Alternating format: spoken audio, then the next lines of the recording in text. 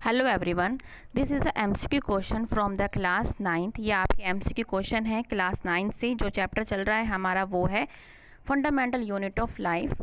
ये series B है। इससे पहले हम सीरीज़ ए, जिसमें हम इसी चैप्टर के फंडामेंटल यूनिट ऑफ लाइफ के क्वेश्चन हम पहले भी और क्वेश्चन हम एमसीक्यू क्वेश्चन हम ले सकते हैं, हम ले चुके हैं। अगर आपको वो वीडियो देखना हो तो आपको उसका लिंक आपको मिल जाएगा, ठीक है ना। इसमें भी हमारे 12 क्वेश्चन हैं। There is a 12 question in this series also. तो हम एक एक ऑप्शन को हम डिस्कस करेंगे। हम आंसर के साथ साथ जो भी होएगा हम दूसरे ऑप्शन भी, अदर ऑप्शन भी हम डिस्कस करेंगे।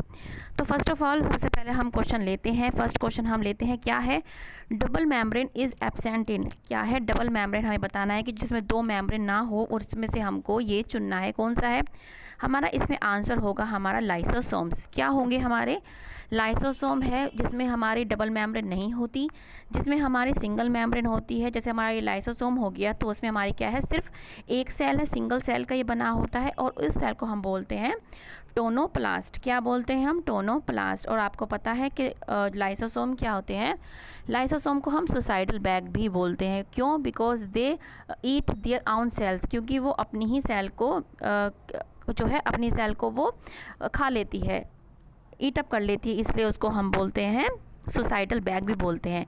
हमारा जो इसमें ऑप्शन सही है वो ऑप्शन सही है हमारा लाइसोसोम। अब हम अदर ऑप्शन को डिस्कस कर लेते हैं। हमारा न्यूक्लियस क्या है, न्यूक्लियस भी हमारा डबल मेम्ब्रेन होता है, ठीक है ना। इसमें भी दो मेम्ब्रेन होती हैं, डबल मेम्ब्रेन होता है, इसमें भी दो मेम्ब्रेन होती है। उसके बीच में जो है एक पोर होता है, मतलब एक छेद, पोरस मेम्ब्रेन होती है इसकी। क्यों, क्योंकि इसके जो भी मटेरियल बनता है साइटोप्लाज्म में और न्यूक्लियस के बीच में जो है वो आदान प्रदान मतलब ट्रांसपोर्ट हो सके। और उसकी दोनों न्यूक्लियस की दोनों मेम्ब्रेन को एक साथ हम अगर हम बोलेंगे तो हम बोलेंगे न्यूक्लियर एनवेलप। क्या बोलेंगे, न्यूक्लियर एनवेलप।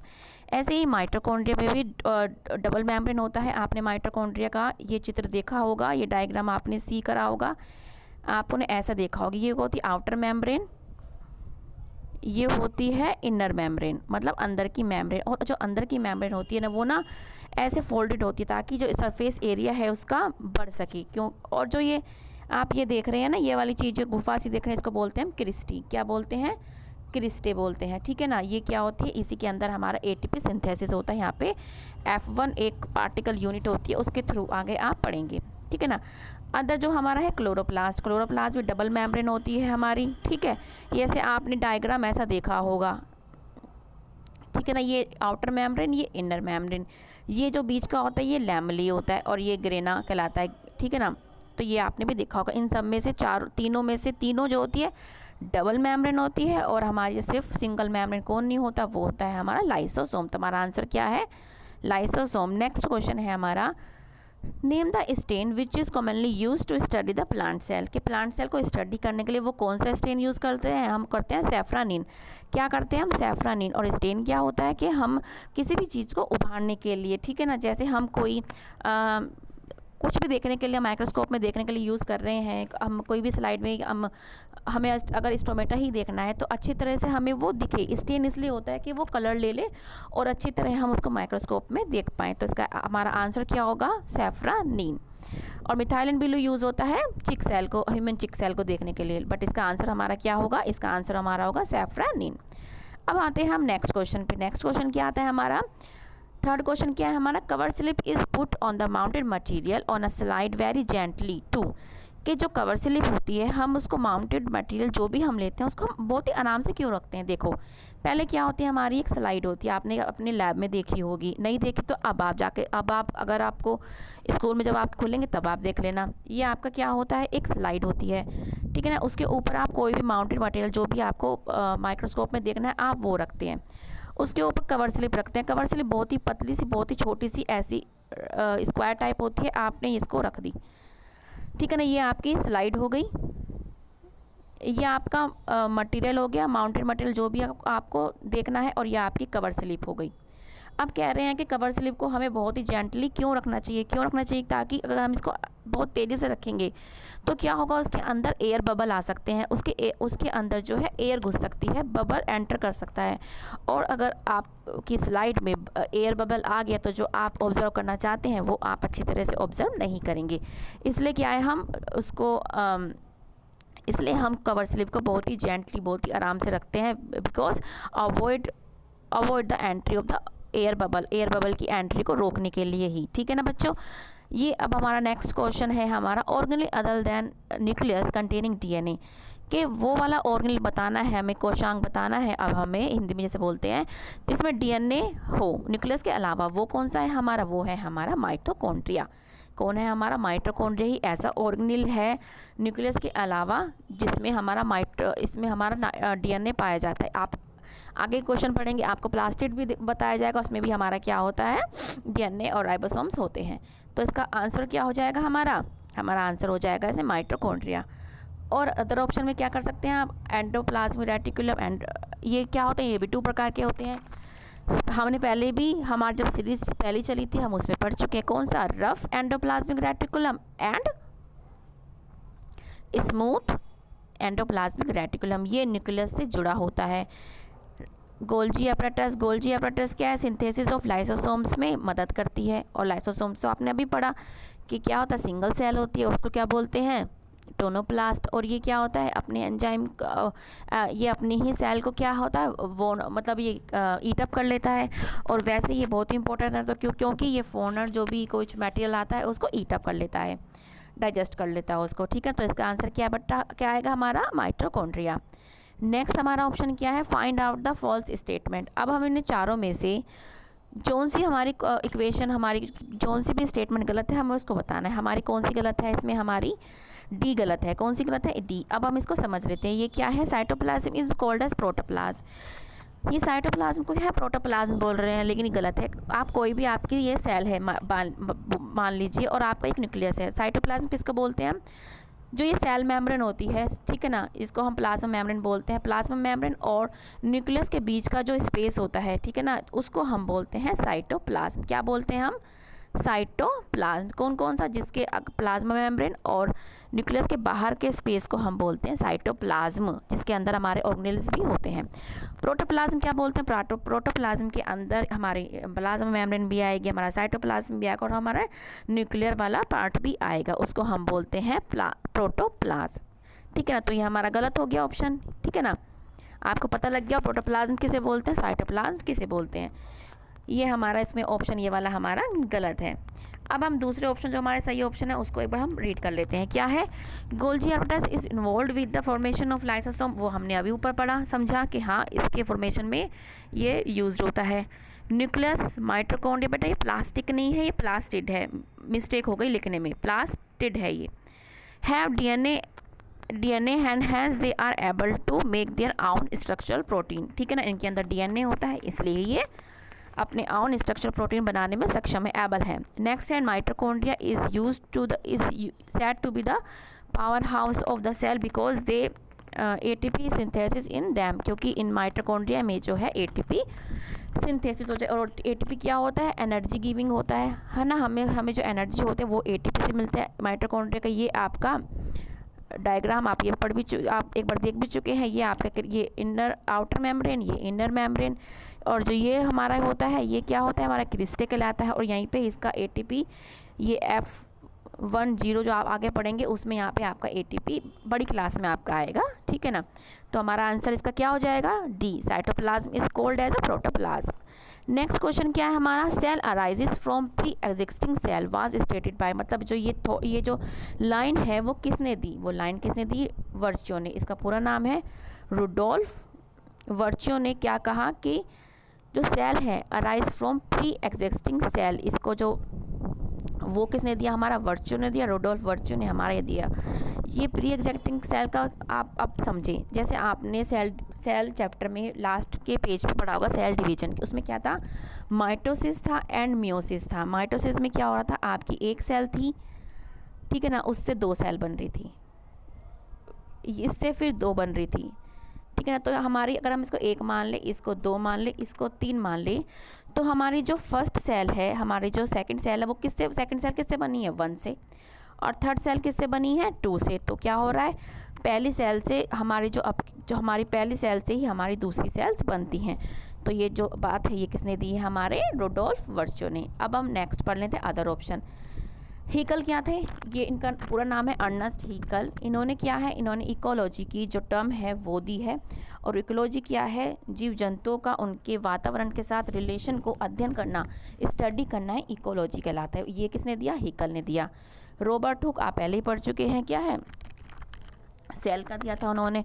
और हमारे स्केलिडन ने क्या दिया था, उन्होंने क्या है, उन्होंने सेल थ्योरी दी थी। किसके साथ मिलकर, सचवान के साथ मिलकर उन्होंने सेल थ्योरी दी थी। और सेल थ्योरी में क्या था, एक तो यही था कि सारे जो सेल होती है वो structural and functional unit of cell होती है। किसी भी ऑर्गेनिज्म की छोटी यूनिट सेल है। और उन्होंने एक चीज़ उसमें सेल थ्योरी में ये भी था कि जो हमारी सेल है वो अराइज होती है प्री एग्जिस्टिंग हमारी सेल से। ठीक है ना, तो इसका ऑप्शन आंसर क्या होगा हमारा, रुडोल्फ वर्चो। नेक्स्ट है हमारा, amoeba acquires its food through the process of exocytosis, endocytosis या प्लाज्मोलाइसिस। का आंसर है हमारा एंडोसाइटोसिस। किसके थ्रू, एंडोसाइटोसिस। एंडोसाइटोसिस भी अगर आप पढ़ें तो ये भी 3 प्रकार की होती हैं। ठीक है ना, ये भी 3 प्रकार की होती हैं। कौन सी, फैगोसाइटोसिस, ये आपके वैसे बड़ी क्लास में आ गया, बस आप नाम सुन सकते हैं, phagocytosis, pinocytosis and receptor mediated endocytosis. ठीक है ना, फैगोसाइटोसिस में क्या होता है, अगर हमारी ये मेम्ब्रेन है, ये कोई फूड मटेरियल है, ये जो फूड मटेरियल है ये अंदर आता है, बट ये जो मटेरियल होता है ये बैक्टीरिया भी हो सकता है, ये सॉलिड होता है, इसको बोलते हैं फैगोसाइटोसिस। और पिनोसाइटोसिस उसमें लिक्विड होता है। बस आपका अभी आप 9th क्लास में तो आपका यही बस पढ़ना सही है कि जो अमीबा होता है वो अपना जो फूड होता है किसके थ्रू लेता है, वो लेता है एंडोसाइटोसिस। और आपको पता है अमीबा जो होता है उसकी अमीबा की कोई भी शेप हो सकती है, वेरिएबल शेप हो सकती है, ठीक है ना उसकी। और वो जो अपना भोजन है कैसे लेता है, अगर उसका ये फूड है तो वो क्या करेगा, इसके चारों तरफ क्या है, फॉल्स फुट बना लेता है। फॉल्स फुट माने ये होते हैं, मतलब झूठे के ये पैर दिखते हैं, इसके चारों तरफ ये बना लेगा और धीरे धीरे इस खाने को ये अंदर ले आएगा। ठीक है ना, और ये इसके अंदर ये खाना आ गया। ठीक है ना, ये हमारा एंडोसाइटोसिस होता है। और एक्सोसाइटोसिस क्या होता है, अगर आपको समझना चाहे तो इसे जस्ट उल्टा होता है एंडोसाइटोसिस का। इसमें जो वेस्ट मटेरियल है वो क्या होता है, बाहर निकलता है, ये होता है एंडोसाइटोसिस। और प्लाज्मोलाइसिस क्या है, इसमें जो हमारी सेल होती है वो कॉन्ट्रैक्ट हो जाती है, वो सिकुड़ जाती है।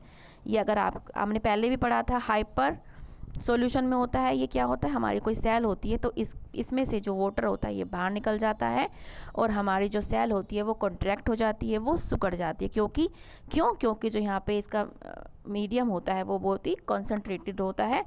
इसी के कारण जो है जो वाटर जो होता है उसके बाहर निकल जाता है और ये जो हमारी सेल होती है वो प्लाज्मोलाइज हो जाती है। Plasmolyse is the word use for the contraction of the cell. और जो ये सॉल्यूशन कौन सा होता है, हाइपर सॉल्यूशन, हाइपरटोनिक सॉल्यूशन। ठीक है, तो इसका आंसर क्या होगा हमारा, एंडोसाइटोसिस। और हमने अदर ऑप्शन भी डिस्कस कर लिए हैं कि ये इसका मतलब क्या होता है। नेक्स्ट है बच्चों हमारा, मैच द कॉलम 1 एंड 2। अब हमारे कॉलम 1 एंड 2 में हमारा दे रखा है ऑप्शन। अब हमें ऑप्शन से मैच करना है कि ये किससे मैच हो रहे। अब हमारा ग्लाइकोजन है, हमने पहले भी पढ़ा था कि ग्लाइकोजन क्या होता है, is use for the storage of food. ठीक है ना, अगर हमारे शरीर में क्या है, ग्लूकोज ज़्यादा बनने लगे तो ये स्टोर होने लगता है किसके रूप में, ग्लाइकोजन के रूप में। ठीक है ना, in the animal cell, in animals, किस में, एनिमल्स में। और अगर प्लांट में अगर ग्लूकोज ज़्यादा बन जाता है वो स्टोर किसके रूप में होता है, वो स्टार्च के रूप में स्टोर होता है, किस में, स्टार्च में। ये सारे क्वेश्चन आपके डिस्कस हो चुके हैं in the series of PA। आप देखना चाहें तो आप देख सकते हैं। ठीक है, तो इसका ऑप्शन हमारा क्या हो गया, स्टोरेज। इसका काम है, फंक्शन क्या है, स्टोरेज। क्लोरोप्लास्ट हमारा क्लोरोप्लास्ट आपने पढ़ रखा है, आपको अभी बताया है कि ऐसा स्ट्रक्चर होता है। ये हमारे लीव्स में उपस्थित होता है, प्रेजेंट होता है। और ये they are used in the photosynthesis. और ये फोटोसिंथेसिस इसी के अंदर होती है, takes place in the chloroplast के भी आप ग्रेना पढ़ेंगे, उसके भी आप थैलाकोइड्स पढ़ेंगे आगे की कक्षा में, जब आप 10th के बाद आप पढ़ेंगे। ठीक है ना, तो ये ग्लूकोज को सिंथेसिस करने में हेल्प करता है। न्यूक्लियस क्या होता है, न्यूक्लियस अब आपने अभी पढ़ा, डबल मेम्ब्रेन होता है। ठीक है ना, और क्रोमोसोम क्या है, यूज्ड इन द इनहेरिटेंस। जैसे कहते हैं ना कि हमारे जो गुण होते हैं हमारे को अपने पेरेंट्स से मिलते हैं, वो ही यही क्रोमोसोम जो है यूज्ड होते हैं। तो हम अपने ऑप्शन, शायद आपके यहाँ पे ऑप्शन गलत लिख रखे हैं, तो मैं यहाँ पे एक बार लिख देती हूँ। ठीक है ना, आप यहाँ से चेक कर लेना क्या है हमारा जो ई का जो आंसर है, जो हमारा ई का जो आंसर है, ई का आंसर क्या है हमारा, ई का आंसर है हमारा 4th। एफ का क्या है हमारा क्लोरोप्लास्ट का 3, जी का क्या है न्यूक्लियस का 2 और क्रोमोसोम एच का क्या है हमारा 1। आप यहाँ से अपने आंसर मैच कर लेना, ठीक है। नेक्स्ट क्वेश्चन है हमारा the organelle not present in human cheek cell.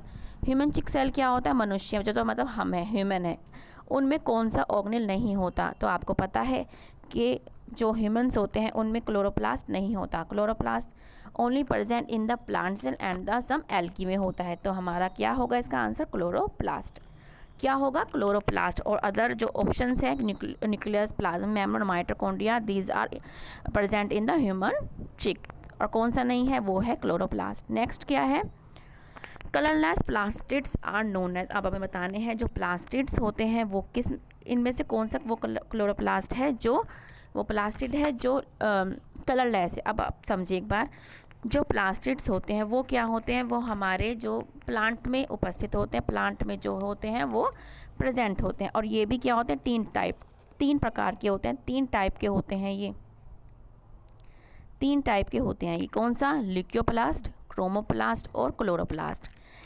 इसमें से जो ल्यूकोप्लास्ट होता है वो कलरलेस होता है। कौन सा होता है, कलरलेस, इसमें कोई सा भी कलर नहीं होता, ठीक है ना। और जो क्रोमोप्लास्ट होते हैं इसमें सारे कलर होते हैं, ब्राउनिश से लेकर रेडिश तक, एक्सेप्ट मतलब बस ग्रीन कलर नहीं होता इसमें, किसमें, क्रोमोप्लास्ट में। और क्लोरोप्लास्ट में ग्रीन कलर होता है, ठीक है ना। तो ये आपके तीन टाइप ऑफ प्लास्टिड्स है, leucoplast, chromoplast and chloroplast. But हमारा क्वेश्चन क्या है कि वो हमें कलरलेस प्लास्टिड्स बताना है, जो कलरलेस है वो क्या है हमारा, ल्यूकोप्लास्ट। तो हमारा आंसर क्या हो जाएगा, ल्यूकोप्लास्ट। नेक्स्ट क्वेश्चन है हमारा, in plant cells nucleus is generally placed. मतलब जो हमारी प्लांट सेल है उसमें हमारा न्यूक्लियस कहाँ पे उपस्थित होता है। अगर आपकी ये कोई प्लांट सेल है तो जो न्यूक्लियस होगा आपका on one side of the cell होगा। क्यों, क्योंकि हमारा आपको पता है कि हमारा जो प्लांट सेल में होता है हमारा बहुत बड़ा हमारा क्या होता है, वैक्यूल होता है, जिसको हम रेतिकाएँ बोलते हैं हिंदी में, ठीक है। तो ड्यू टू द वैक्यूल के कारण ही क्या होता है, हमारा जो ये न्यूक्लियस होता है वो एक साइड पर खिसक जाता है, ठीक है ना। तो हमारा आंसर क्या हो जाएगा, on one side of the cell. अब हमारा नेक्स्ट क्वेश्चन जो लास्ट क्वेश्चन है, न्यूक्लियस वाज डिस्कवर्ड बाय, तो nucleus was discovered by Robert Brown in 1831 में, ठीक है ना। ये हम पढ़ चुके, सेल का दिया था इन्होंने। वर्च्यू हमने अभी पढ़ा है कि रुडोल्फ वर्च्यू ने क्या होता, हमने हमारी जो टर्म थी वो दी थी, cell existing from the pre existing cell arises from the pre existing cell. इसको हम ओमनी सेलुलर, ए सेलुलर भी बोलते हैं, ठीक है ना। और आपका जो स्केलेटन है उन्होंने सेल थ्योरी दी थी, किसके साथ मिलकर, उन्होंने सचवान के साथ उन्होंने मिलकर जो है हमारी सेल थ्योरी, इन दोनों ने सेल थ्योरी हमारी दी थी। बट इसका आंसर क्या है आपका, इसका आंसर आपका आ जाएगा रॉबर्ट ब्राउन ने हमारा न्यूक्लियस का जो था, उन्होंने न्यूक्लियस की खोज डिस्कवरी हमारी की थी। ये हमारे बच्चों ये हमारे जो आज के इस सीरीज़ के हमारे 12 क्वेश्चन हैं जो हमने पढ़ लिए हैं। एक बार हम दोबारा से कर लेते हैं। डबल मेम्ब्रेन, फर्स्ट क्वेश्चन क्या है, double membrane is absent in, क्या आएगा, lysosomes. Second question, name the stain which is commonly use to study the plant cell, क्या है, safranin. Cover slip is put on the mounted material on slide very gently, avoid the entry of air bubble. Fourth क्या है, organelle other than nucleus containing DNA, कौन सा आ जाएगा, mitochondria. Find out the false statement, क्या सही है इसकी, D, cytoplasm is called at protoplasm. Cell arises from pre existing cell was stated by Virchow, मतलब बी इसका आंसर सही है। सेवंथ का क्या है, amoeba acquires its food through a process termed as endocytosis. और 8 का जो मैंने आपको ऑप्शन पहले बता दिए थे वो अगर आपको यहाँ पे इन ऑप्शन में ना मिले तो। नेक्स्ट क्या है, the organelle not present in human cheek cell, वो है क्लोरोप्लास्ट। नेक्स्ट है हमारा 10th, colourless plastids are known as, वो क्या है आंसर, ल्यूकोप्लास्ट। नेक्स्ट है, in plant cell and nucleus is placed generally on one side of the cell, B option. And 12 and the last question is nucleus was discovered by Robert Brown. ये आपके आज की series है MCQ। अगर आपको अच्छी लगी हो तो प्लीज़ इसको लाइक करें एंड सब्सक्राइब करें हमारा चैनल SR लर्निंग। और आगे के चैप्टर के लिए हम ऐसे ही MCQ लाते रहेंगे आपके लिए, जिससे आप अपने आप को टेस्ट करिएगा कि आपने अब तक कितना सीखा, क्योंकि आपके आगे क्लास में 9th में 10th में अब MCQ क्वेश्चन ही आपके आएंगे। इससे आपकी क्या है, प्रैक्टिस हो रही है। तो अब मिलेंगे आगे की MCQ के साथ। धन्यवाद बहुत बहुत आपका ये वीडियो देखने के लिए। Thank you.